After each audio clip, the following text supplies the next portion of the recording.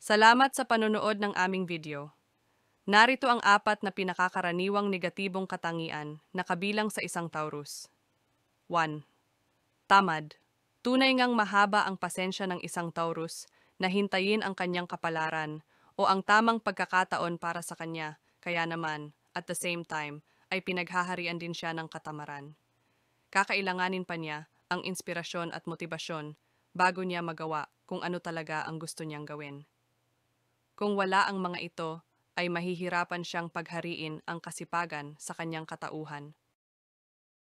Tucker 2. Sobrang tiwala sa sarili.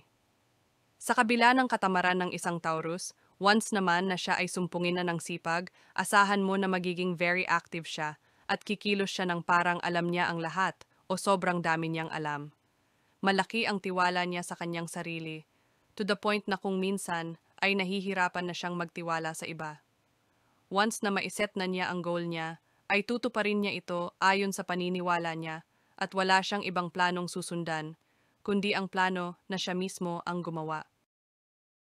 3. Materialistic. Kung pagiging materialistic naman ang pag-uusapan, hindi magpapahuli ang Taurus dyan. May pagkamahilig din siya sa magagandang bagay at kadalasan ay gusto niya ang mga antik. Mahilig siyang mangolekta ng maganda sa kanyang paningin.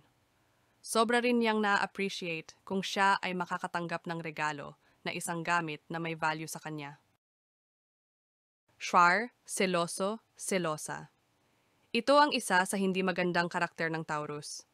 Ang pagtingin niya sa kanyang karelasyon ay parang isang bagay na kanyang pag-aari. Para sa kanya, ang kay Juan ay para kay Juan, at ang kay Pedro ay para kay Pedro. Huwag ka nang magtangkang kunin o agawin ang kanya dahil hindi niya ito magugustuhan. Tingin pa lang ay malalaman mo na agad kung siya ay nagseselos. Naniniwala siya sa kanyang kutob at kapag siya ay kinutuban umasa kang guguwardyahan ka na niyan. O kaya naman ay palihim na oobserbahan.